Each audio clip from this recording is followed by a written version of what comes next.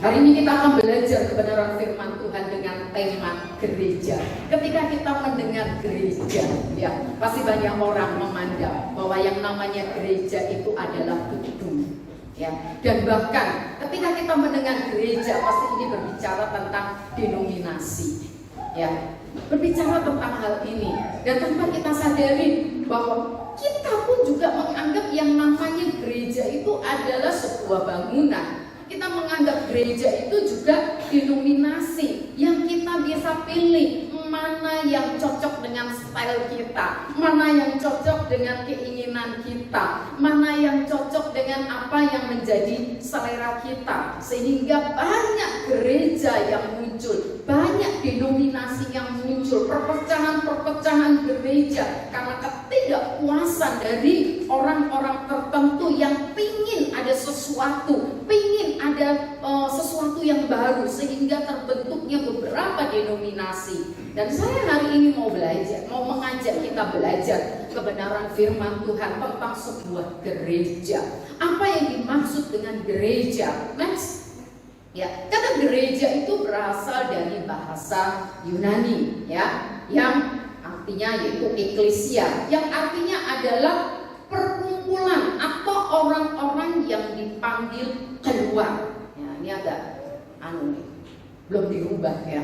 Kemudian kata gereja juga tidak berhubungan dengan gedung, tetapi yaitu pribadinya, orangnya. Ya. Dalam Roma 16 ayat 5, ya saya bacakan dulu, Bapak Ibu Saudara boleh menyimak. Salam juga kepada jemaat di rumah mereka. Salam kepada Epenetus, saudara yang kukasihi, yang adalah buah pertama dari daerah Asia untuk Kristus. Dari ayat ini Paulus menyampaikan bahwa gereja itu bukan gedungnya, tapi gereja itu adalah kumpulan orang-orang yang percaya.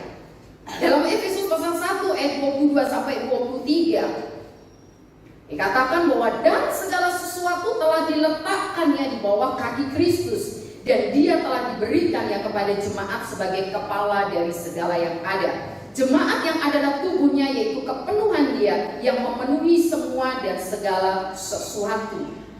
Dari ayat ini dikatakan bahwa tubuh Kristus itu terdiri dari semua orang percaya. Jadi ini juga merujuk bahwa gereja itu adalah orang yang percaya. Ketika berbicara tentang orang yang percaya, kita semua yang ada di tempat ini, apakah juga menjadi orang-orang yang percaya? Percaya kepada Tuhan? Amin. Ternyata kurangnya percayanya kepada siapa? Ketika berbicara bahwa kita adalah orang-orang yang percaya kepada Yesus Kristus sebagai Mesias, kita juga adalah gereja. Ya. Kita baca dulu dalam Matius pasal 16 ayat 13 sampai 20. Ya, kita baca satu perikop ini supaya kita bisa tahu awal dari kalimat-kalimatnya sehingga tidak terputus. Matius pasal 16 ayat 13 sampai ayat yang ke-20. Setelah Yesus tiba di daerah Kaisaria Filipi, ia bertanya kepada murid-muridnya, kata orang, siapakah anak manusia itu? Jawab mereka. Murid-muridnya menjawab, ada yang mengatakan Yohanes Pembaptis, ada juga yang mengatakan Elia, dan ada pula yang mengatakan Yeremia adalah salah seorang dari para nabi. Ayat yang ke-16. Lalu Yesus bertanya lagi kepada mereka, kepada murid-muridnya, tetapi apa katamu? Siapakah aku? Ya. Yesus bertanya kepada murid-muridnya. Ayat yang ke-16. Simon Petrus berkata, engkau adalah Mesias, anak Allah yang hidup. Dan kata Yesus kepadanya kembali kepada apa yang sudah dijawab oleh Simon Petrus. Dia berkata, berbahagialah engkau Simon bin Yunus, sebab bukan manusia yang menyatakan itu kepadamu, melainkan Bapakku yang di surga. Dan aku pun berkata kepadamu, engkau adalah Petrus, dan di atas batu karang ini aku akan mendirikan jemaatku, dan Allah mau tidak akan menguasainya. Kepadamu akan kuberikan kunci kerajaan surga. Apa yang kau ikat di dunia ini akan terikat di surga, dan apa yang kau lepaskan di dunia ini akan terlepas di surga. Lalu Yesus melarang murid-muridnya supaya jangan memberitahukan kepada siapapun bahwa ia Mesias. Ya. Ternyata jawaban Simon Petrus yang berkata engkau adalah Mesias, ini adalah sebuah pengakuan secara pribadi dari Petrus bahwa engkau adalah Mesias. Dan ada Roh Kudus yang sudah menuntun, yang membukakan kepada Simon sehingga dia berkata engkau adalah Mesias. Artinya bahwa gereja itu adalah orang yang mengakui seorang Mesias. Yesus seorang Mesias. Jika kita juga mengakui bahwa Yesus adalah Mesias, kita adalah gereja. Jika kita masih berpikir bahwa gereja itu adalah sebuah gedung, jika kita masih berpikir bahwa gereja itu adalah denominasi yang tepat ya untuk kita, mari kita rubah. Ya, saat kita mengaku Yesus Kristus sebagai Mesias, kita adalah gereja. Dan Tuhan mau ketika berbicara bahwa kita adalah gereja, Tuhan mau kita melakukan sesuatu. Karena artinya gereja adalah keluar. Kenapa sih kita harus keluar? Ya, dalam bahasa Yunani gereja itu adalah eklesia. Dia harus keluar, bukan hanya sekedar keluar gereja, keluar rumah. Bukan hanya itu, tapi sudahkah kita keluar dari keakuan kita? Seringkali kita menjadi gereja, kita masih menonjolkan keakuan kita. Saat kita masih menonjolkan keakuan kita, maka tentu kita nggak bisa menjadi berkat. Dan Tuhan mau ketika berbicara tentang eklesia, kita harus keluar untuk menjadi berkat. Seorang yang masih dalam keakuan, dia tidak bisa menjadi berkat. Kenapa? Karena semua masih terfokus kepada dirinya sendiri. Semua masih terfokus kepada apa yang kita suka. Semua masih terfokus dengan apa yang kita inginkan. Ya, untuk kita keluar, meninggalkan keakuan itu tidak mudah. Makanya ada banyak muncul denominasi gereja karena masih menonjolkan keakuan. Ya, perpecahan gereja. Ya. Terjadi kenapa? Karena kita sebagai gereja, kita tidak tahu panggilan kita, ya, yang harus keluar meninggalkan keakuan. Kita harus jadikan bahwa hidup kita ini harus menjadi hidup yang bermanfaat bagi orang lain. Sudahkah kita menjadi gereja yang bermanfaat buat orang lain?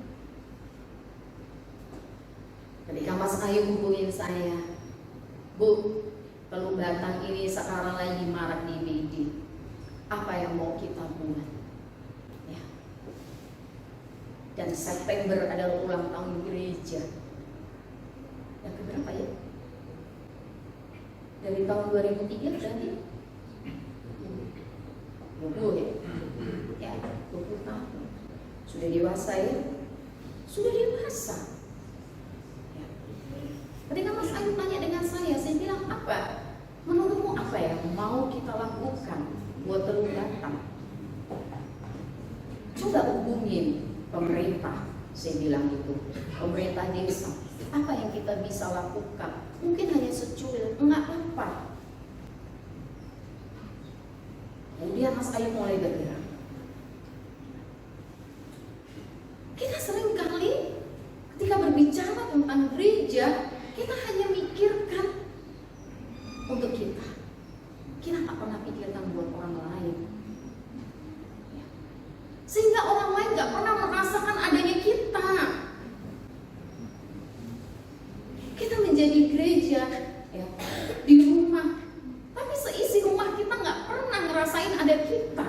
Ada gereja. Ketika kita berada di sebuah kota gak pernah ngerasain ada di kita.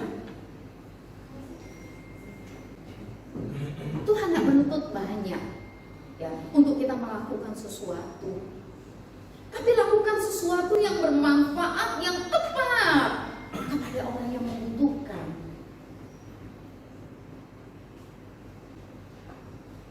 Saya selalu berkata kepada jemaat yang ada di Ketapang, saya bilang, lakukan sesuatu buat orang lain, mungkin itu nggak wah, saya bilang, kecil, nggak apa-apa, lakukan, saya bilang. Mungkin nggak dilihat sama orang, nggak dinilai sama orang, nggak apa-apa, lakukan itu. Kenapa? Karena mereka akan menilai, mereka akan merasakan ada sebuah kenyamanan ketika kita hadir, ketika kita ada. Ya, dan Tuhan mau agar kita menjadi gereja yang menjadi berkat, menjadi gereja yang bermanfaat buat orang lain. Untuk bicara tentang sebuah gereja, ya nggak mudah untuk menjadi gereja secara pribadi, nggak mudah. Ada banyak tantangan, ada banyak hal, dan bahkan itu menggoncangkan kita. Hari ini saya mau bagikan ada dua hal. Bagaimana kita boleh menjadi gereja sehingga kita boleh keluar dan kita boleh menjadi berkat. Hal yang pertama, itu kita harus menjadi gereja yang kuat. Ya, ini bicara gereja itu pribadi kita ya. Ya, karena temanya tentang gereja. Ya. Kalau kita mau keluar dan jadi berkat, kita harus menjadi pribadi yang kuat dulu. Untuk melangkah keluar harus punya fondasi yang kuat. Ya, hal yang pertama, ya, value yang harus dimiliki oleh gereja yang kuat yaitu memiliki fondasi yang benar dulu. Ya, fondasinya apa? Dalam Kolose 2 ayat yang ke-7. Ya, saya akan bacakan Kolose pasal yang kedua ayat yang ke-7. Hendaklah kamu berakar di dalam Dia dan dibangun di atas Dia. Hendaklah kamu bertambah teguh dalam iman yang telah diajarkan kepadamu, dan hendaklah hatimu melimpah dengan syukur. Ya, sesuatu dapat dibangun kalau punya akar. Ya, sesuatu dapat dibangun dan menjadi kokoh, dia harus berakar dulu. Ya. Ketika kita mau keluar, kita mau tinggalkan keakuan kita harus punya akar dulu. Dan apa yang membuat kita berakar? Yaitu firman Tuhan. Firman Tuhan itu yang akan mengakar di dalam kehidupan kita. Ya. Karena ketika bicara tentang gereja yang mau meninggalkan keakuan, itu pasti banyak kalimat-kalimat dari orang yang akan kita dengar. Telaganya dia mau buat begini, ya enggak? Kita pasti akan dengar hal-hal seperti itu. Ini sih mau cari nama. Ini sih kita akan dengar hal-hal seperti itu. Dan ini dibutuhkan menjadi pribadi-pribadi yang kuat. Ya, kalau kita menjadi pribadi yang kuat, yang tidak tergoncangkan oleh apapun, meskipun kita dengar dan itu menyakitkan, kita tetap berdiri kokoh. Ya, kita akan menjadi bangunan gereja yang kokoh. Bangun fondasi yang benar, bangun fondasi yang kuat di atas firman Tuhan. Ya, firman Tuhan yang kita baca itu jangan lewat. Firman Tuhan yang kita dengar itu jangan lewat. Ya, tapi firman Tuhan apa katakan? Jadilah pelaku firman. Jangan hanya jadi pendengar. Untuk jadi pendengar terlalu banyak. Ya, untuk berbicara firman terlalu banyak. Tapi yang Tuhan mau adalah jadi pelaku. Ya, menjadi pelaku memang tidak mudah. Ya, kita harus melakukan apa yang Tuhan mau. Ya, untuk kita boleh menjadi pelaku firman. Nilai berikutnya untuk menjadi gereja yang kuat, kita harus punya prinsip hidup sesuai dengan firman Tuhan. Setiap kita ya. Tapi udah belum sesuai dengan firman Tuhan, ya. Prinsip kita tuh harus disinkronkan dengan firman Tuhan, ya. Saat prinsip kita tidak sesuai dengan firman Tuhan, yuk dengan rendah hati, ya, sesuaikan dengan kebenaran, sesuaikan dengan firman. Apa yang Tuhan mau, ya. Aduh, Bu Gembala, gimana supaya kita tahu dengan kehendak Tuhan?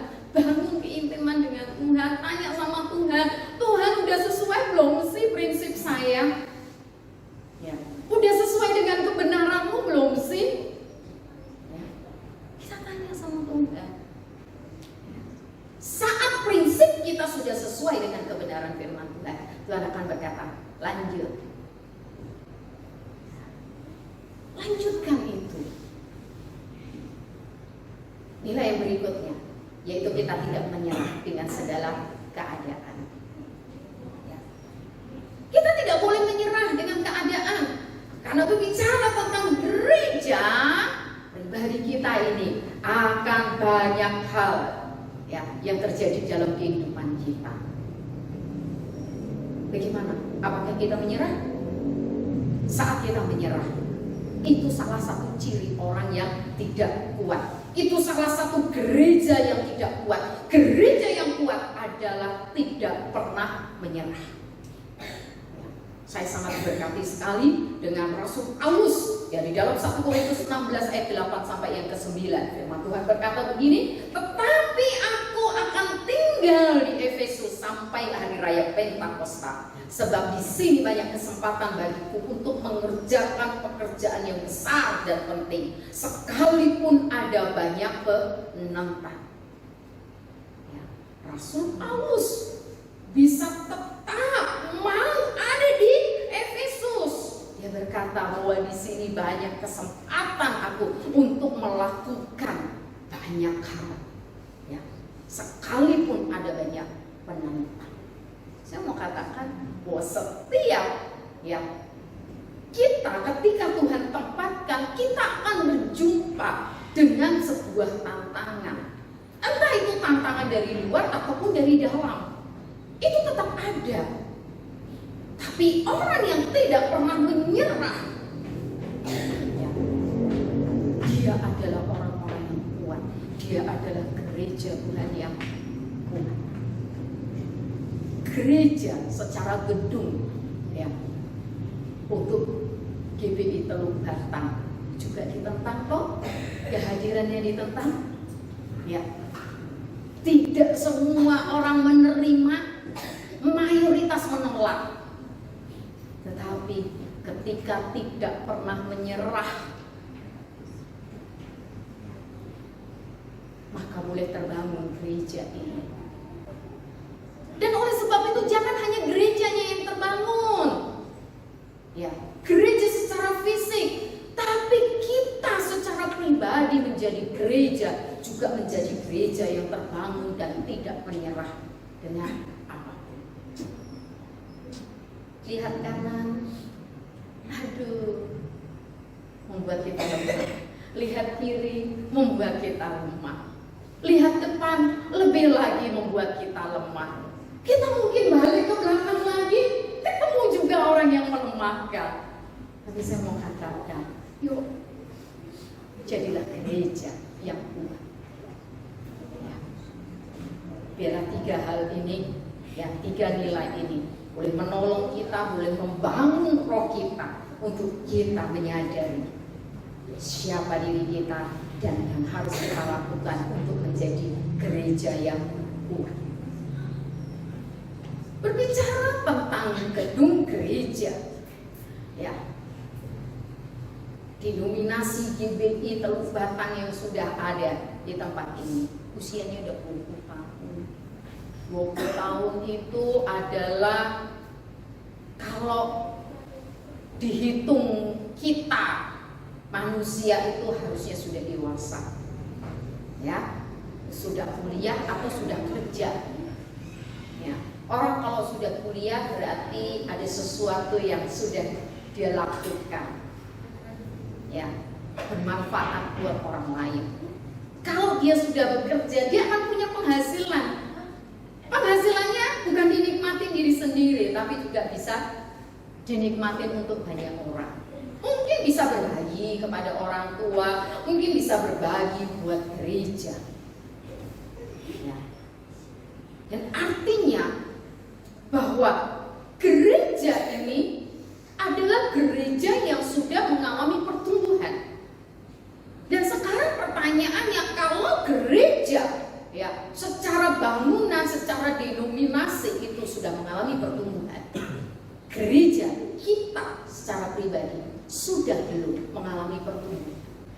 Yang Tuhan mau adalah kita menjadi gereja yang mengalami pertumbuhan, yang bertumbuh, enggak menjadi gereja yang diem aja, menjadi gereja yang tetap begitu saja. Ya. Kalau kita menjadi gereja yang tetap seperti 10 tahun yang lalu, 15 tahun yang lalu, sangat menyedihkan sekali. Dengar firman Tuhan keras dikit, tersinggung. Ya. Ibu gembalanya nggak senyum, tersinggung. Ya. Padahal lagi sariawan. Sesama pelayan nggak negur, sakit hati. Padahal dia lagi kena utang orang, susah kan dia senyum kan? Iya, hak mudah. Ya.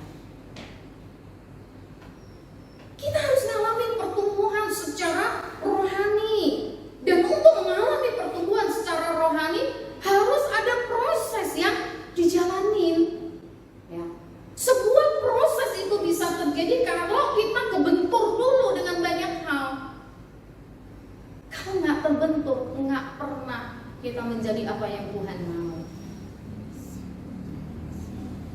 Kita harus kebentur dulu. Ketika seorang muda sharing dengan saya tentang kehidupannya, tentang masa mudanya, ini saya anak muda ya, PDKT gitu ya, dengan seseorang. Dan ketika dia PDKT, dia ada tantangannya. Saya katakan bahwa semua itu bisa dikatakan cinta yang tulus kalau kamu bisa melewati semua ujian. Ya. Kalau nggak ada tantangan seperti ini, kamu tidak akan pernah tahu siapa dia, dan dia tidak akan pernah tahu isi hatimu. Jadi perlu benturan dulu. Ya. Jadi kalau ketemu benturan harus bilang terima kasih Tuhan. Ya, karena itu proses. Ya. Saya pernah melewatin hal ini. Saya dulu komplain aja sama Tuhan. Tapi ketika berjalannya waktu, saya baru mengerti, Tuhan terima kasih buat setiap proses yang Tuhan kerjakan. Tanpa benturan, nggak akan ada proses. Untuk menjadi sembuh harus sakit dulu, betul? Kita bisa berkata, Tuhan menyembuhkan saya, lalu nggak sakit kok. Jadi harus sakit dulu, ya, amin. Sakit dulu. Aduh, Ibu Gembala kok nyuruh kita sakit? Iya, kita bisa berkata Tuhan menyembuhkan kalau kita sudah melewati sakit. Ayub berkata, dulu aku tahu Tuhan, apa kata orang? Ya, kita juga hidup bersama dengan Tuhan, jangan hidup apa kata orang, tapi kita sendiri yang sudah mengalaminya. Kita yang sudah mengalaminya, bukan orang lain. Kita ngalamin pertolongan Tuhan karena kita pernah jatuh. Kita ngalamin pertolongan Tuhan karena kita pernah remuk.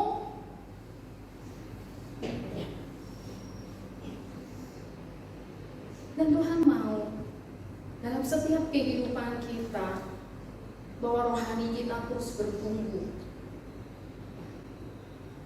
Lewat peristiwa, Tuhan mau mengajar banyak hal dan nikmati setiap proses itu yang ada dalam hidup kita. Ada lagunya bahwa Tuhan gak pernah membiarkan kita jatuh tergeletak. Ya. Jatuh paling kecepruk, tapi Tuhan nggak pernah biarkan kita tergeletak. Ada tangan Tuhan loh yang selalu pegang kita, ngangkat kita. Cukup jatuh saja. Ya. Tuhan itu luar biasa sekali. Baiknya minta ampun. Ya.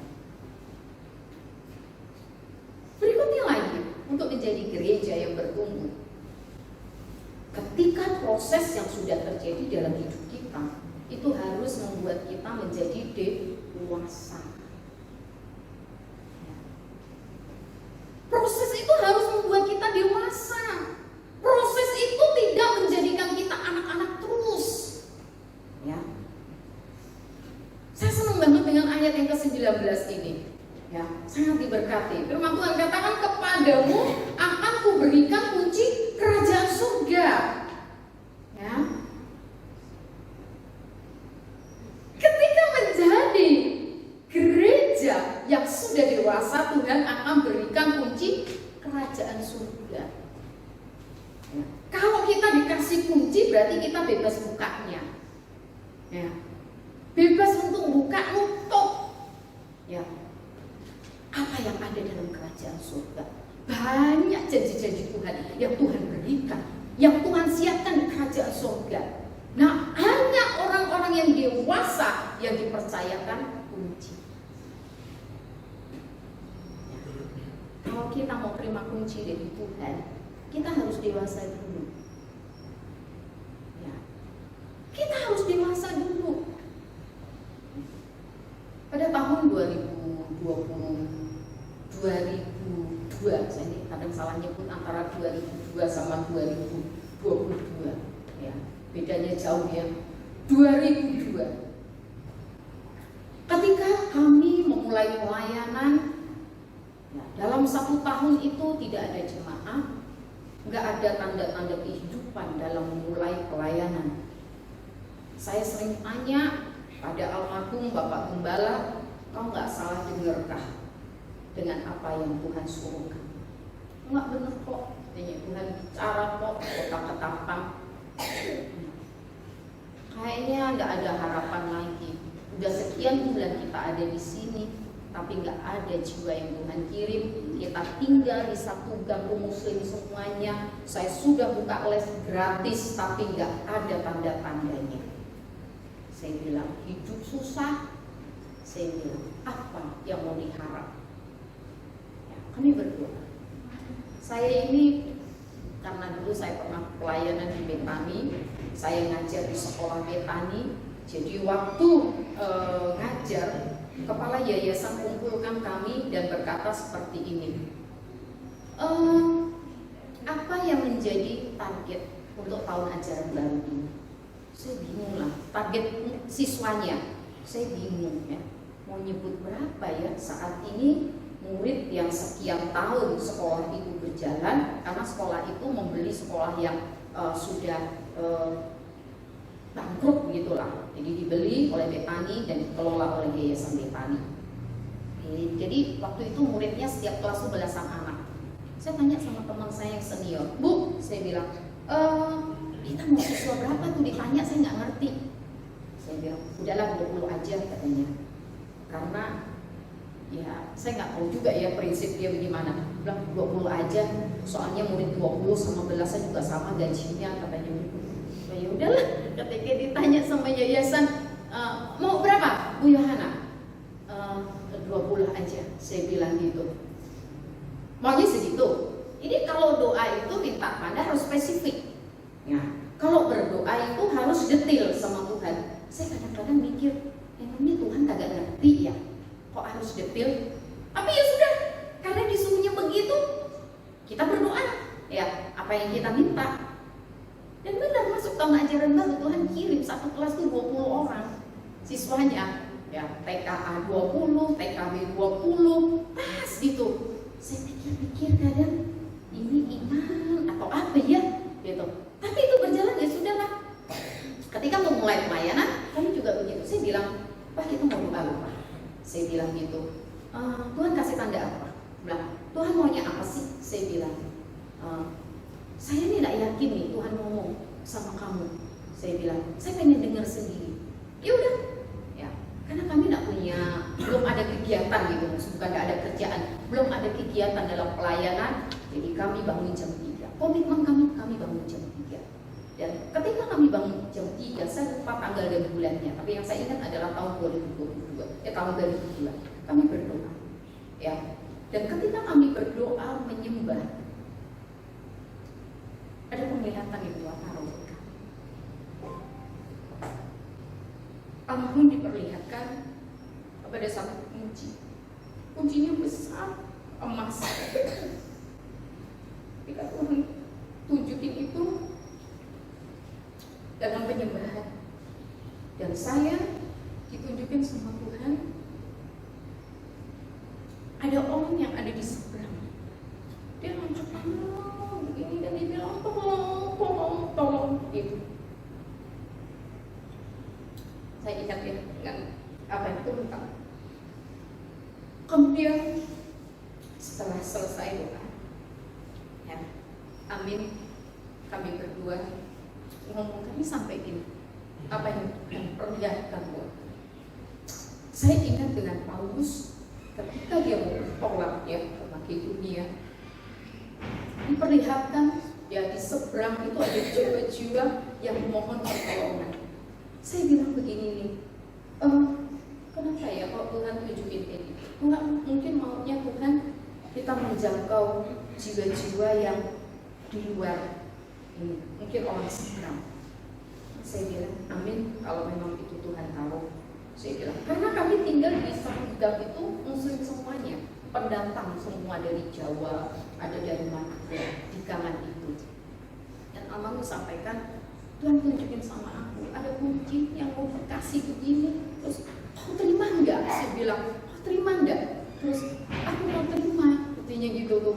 Tapi Tuhan bilang, nanti saatnya engkau akan terima. Dia bilang, Tuhan tuh bilang begitu. Dan saya bilang, saya tuh kenapa nanya, udah kau terima belum? Kalau kau terima artinya tuh, itu yang benar-benar yang akan jadi bagian kita. Nah, jadi ketika saya mempersiapkan firman Tuhan, saya ingat ya dalam sinode minggu yang lalu, ya, orang yang dewasa itu adalah orang yang dikasih kunci kerajaan. Ketika firman Tuhan ini disampaikan, saya ingat dengan sebuah penglihatan yang Tuhan tahu.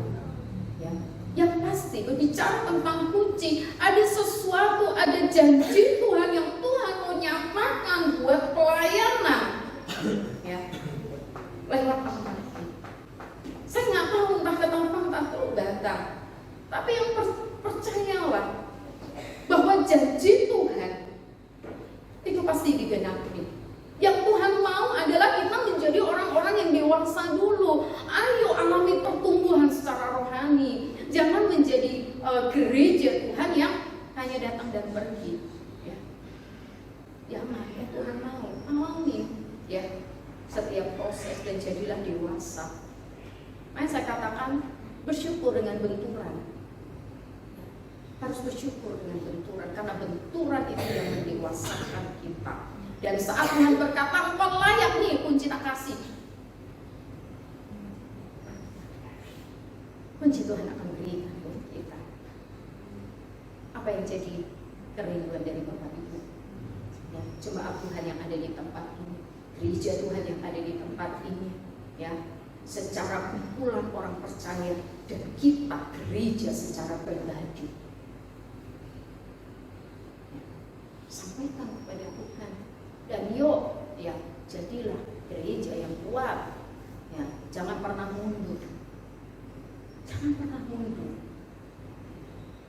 Saat kita mundur, maka kita akan kehilangan setiap janji Tuhan. Kita akan kehilangan apa yang Tuhan sudah siapkan buat kita. Percuma pengiringan kita akan Tuhan kalau kita nggak terima janji Tuhan. Janji walaupun di bumi ini ataupun di kekekalan nanti.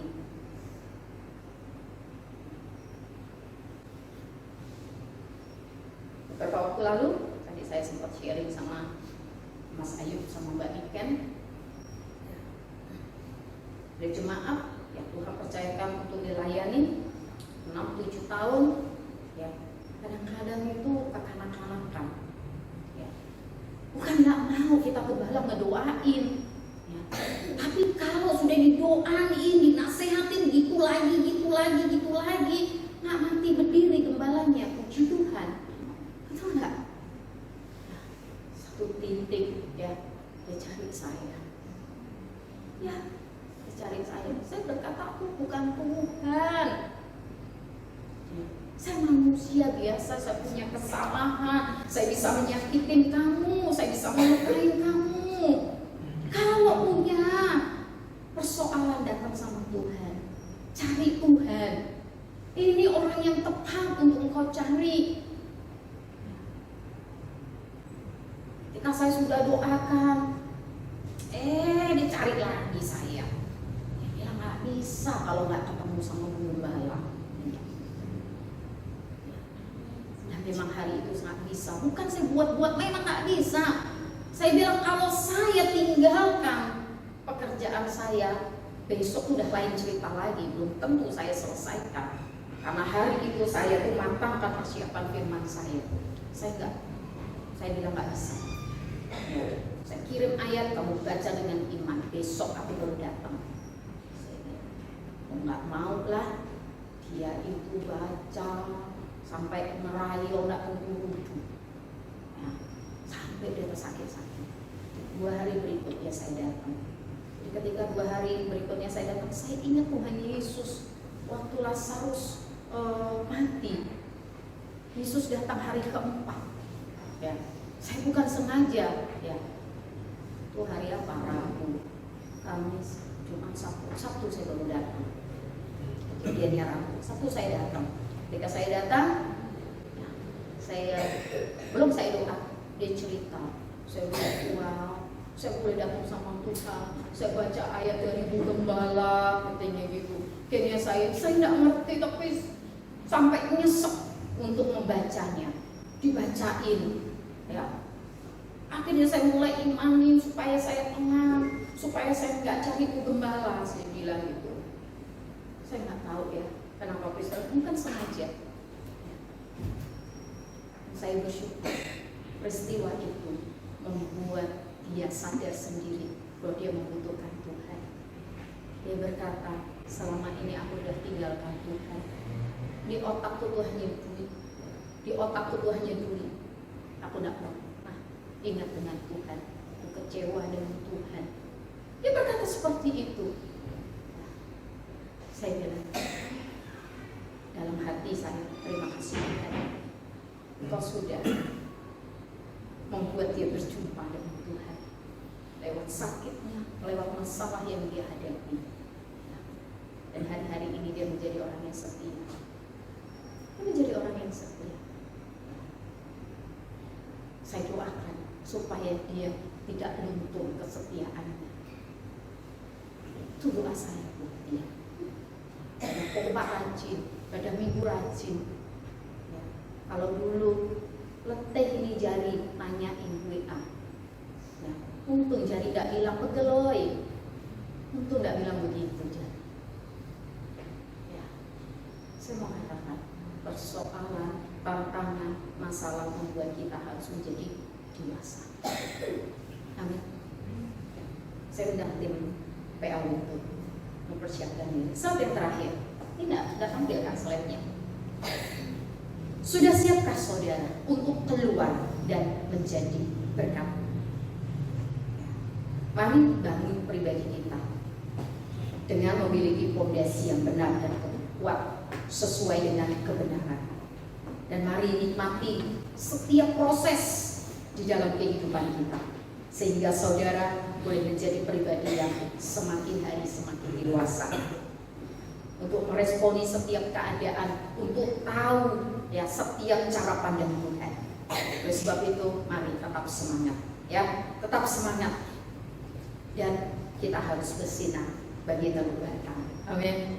Dan Yesus memberkati.